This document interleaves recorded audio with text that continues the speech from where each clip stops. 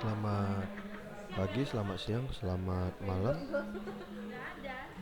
Bapak Dr. Yusuf Setiadi, SST, MK, SHMM, Home. Perkenalkan, nama saya Rio Rizky Dalianto Simanjuntak, NIM 240201020239 dari kelas MJ 807. Kali ini saya akan mempresentasikan UAS semester genap tahun akademik 2025-2026 dari mata kuliah Cyber Security Management. Topiknya terkait manajemen perbankan di keamanan siber di sektor perbankan dari studi kasus serangan ransomware Lockbit pada PT Bank Syariah Indonesia Tbk atau BSI pada tahun 2023. Masalah dan fokus dalam Cyber Security Management. Fokus CIA Triad yaitu confidentially atau dari data nasabah hanya diakses pihak berwenang.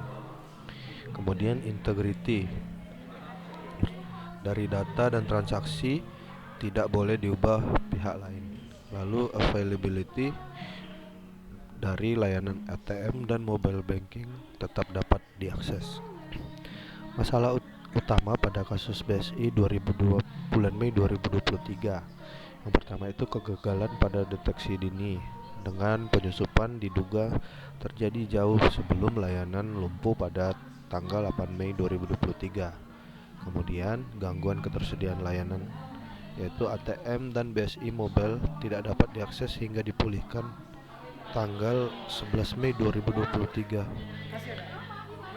Lalu kebocoran data pribadi yang diklaim dipublikasikan di dark web pada 16 Mei 2023. Kemudian lemahnya kesiapan disaster recovery plan dan rencana respons insiden dan komunikasi krisis yang kurang transparan. Dan yang terakhir, isu kepatuhan hukum atas kewajiban BSI sebagai pengendali data atau UU PDP. Data yang diambil itu data internal yang diklaim dicuri kelompok Lockbit sebesar 1,5 terabyte. Lalu 15 juta data nasabah dan karyawan yang diklaim sudah bocor. Kemudian kurang lebih 4 hari layanan perbankan terganggu dari tanggal 8 sampai 11 Mei 2023. Nah, kemudian bagaimana cyber security management berjalan efektif? Nah, dengan itu semua bisa berjalan dengan siklus operasional yang mengacu pada NIST Cyber Security Framework dan standar ISO IEC 27001. Yang pertama dengan siklus identify melalui inventarisasi aset, pemetaan risiko, serta klarifikasi data nasabah. Kemudian protect melalui enkripsi, MFA, hak akses minimum, patching, dan segmentasi jaringan. Yang ketiga detect dengan metode SOC 24/7, CM, threat intelligence, serta uji penetrasi berkala. Yang keempat respon, incident response plan, isolasi sistem, serta notifikasi 3x24 jam. Yang kelima recover melalui backup immutable, DRC teruji, serta evaluasi pasca insiden. Nah, elemen-elemen di dalamnya ada 3, yaitu manusia, people, contohnya CISO, tim SOC bersertifikasi, serta pelatihan anti phishing. Elemen kedua itu prosesnya melalui kebijakan keamanan, audit internal, serta manajemen risiko vendor. Yang ketiga elemennya adalah teknologi, contohnya Zero Trust, EDR terkelola, backup 321, serta enkripsi menyeluruh. Nah, bagaimana peran dan kontribusi bagi masyarakat? Yang pertama itu melindungi data pribadi, contohnya enkripsi, OTP, dan biometrik pada mobile banking. Yang kedua dengan menjamin layanan tetap hidup. Ketiga menumbuhkan kepercayaan ekonomi digital. Yang keempat melindungi Struktur vital.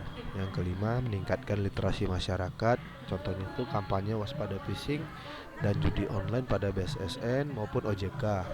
Yang keenam, menjamin hak dan pemulihan korban.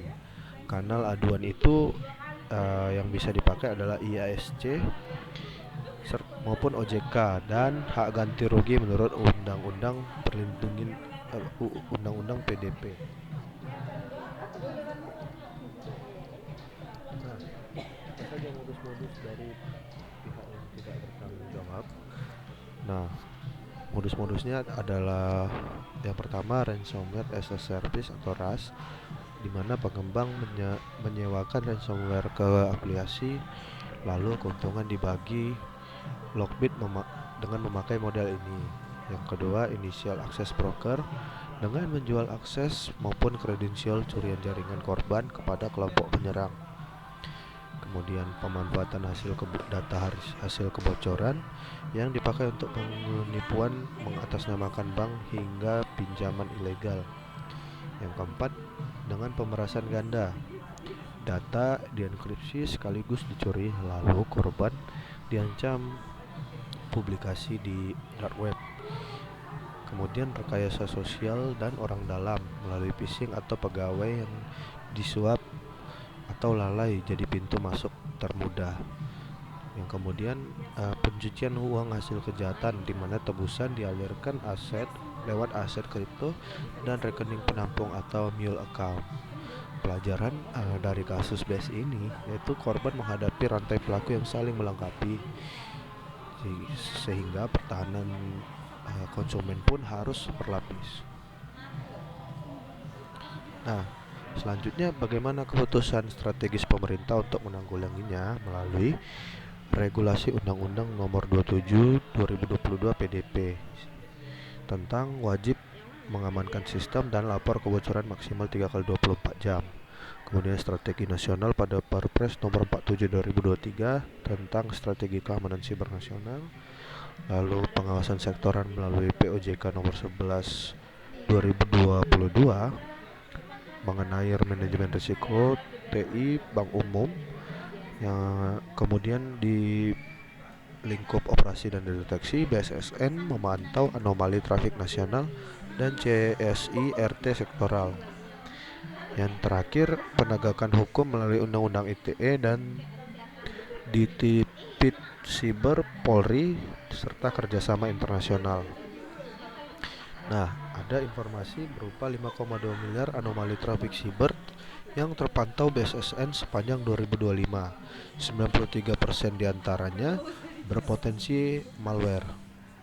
Arah kebijakan yaitu perlindungan infrastruktur informasi digital vital, kemudian wajib lapor insiden dan audit keamanan. Ketiga, penguatan SDM dan budaya siber. Yang terakhir, kolaborasi pemerintah dan swasta. Nah, upaya penyelenggara negara atas keamanan siber ini punya tantangan dan langkah penanganannya sendiri. Tantangan yang pertama, kapasitas pemantauan trafik nasional masih terbatas. Kemudian kesenjangan SDM, lalu koordinasi lintas lembaga masih terkotak-kotak. Kemudian anggaran infrastruktur belum merata di daerah. Lalu aturan turunan Undang-Undang PDP masih dalam proses pemantapan. Dan yang terakhir, budaya keamanan rendah, dianggap urusan TI semata. Nah, langkah penanganannya berupa memperkuat CSIRT tiap sektor dan CSIRT nasional. Kemudian standar dan audit keamanan SNI, ISO atau IEC 27001. Ketiga, cyber drill dan simulasi krisis berkala. Lalu sertifikasi beasiswa dan pendidikan cyber. Lalu kolaborasi berbagi threat intelligence lintas pihak. Dan yang terakhir, edukasi publik lewat kanal aduan dan literasi digital. Selanjutnya, bagaimana perusahaan melalui peran perusahaan melalui keamanan siber. Yang pertama, dengan tata kelola dan kepemimpinan. Contohnya CISO maupun pembuatan kebijakan ISMS Yang kedua, pertahanan berlapis melalui Zero Trust, MFA, segmentasi jaringan, patch routing. Yang ketiga, deteksi dan respon. Keempat, ketahanan data dengan backup 321, salinan immutable, dan DRC teruji. Yang kelima, rantai pasok dan SDM melalui resiko vendor pihak ketiga maupun pelatihan anti phishing. Yang keenam, kepatuhan dan transparansi dengan memenuhi undang-undang PDP dan POJK dan melaporkan insiden secara tepat waktu. Nah, apa saja manfaatnya bagi bisnis? Yang pertama, kepercayaan pelanggan terjaga. Kedua, bisnis continuity saat gangguan. Yang berikutnya, biaya insiden dan denda ditekan. Kemudian, reputasi dan nilai saham lebih tahan krisis. Yang terakhir, keunggulan bersaing bagi mitra dan investor. Selanjutnya, apa solusi terbaik masalah cybersecurity di Indonesia? Ada 5, yaitu 1. Menuntaskan kerangka hukum dengan mempercepat aturan turunan Undang-Undang PDP dengan sanksi yang tegas juga. Kedua, dengan standar ketahanan minimum. Sektor vital wajib zero trust dan lapor insiden maksimal 3 kali 24 jam. Yang ketiga, investasi SDM dan budaya keamanan melalui sertifikasi profesional, cyber drill, literasi digital. Yang keempat, berkolaborasi secara ekosistem dengan berbagi trade intelligence antar BSSN, OJK, perbankan maupun akademisi. Yang terakhir, melalui perlindungan dan pemulihan korban dilakukan dengan notifikasi transparan dan mekanisme ganti rugi yang mudah diakses. Selanjutnya, daftar pustaka dari paparan ini. Berikut daftar riwayat hidup singkat saya. Baik, sekian atas presentasi saya, atas perhatian dan kerjasamanya saya ucapkan terima kasih.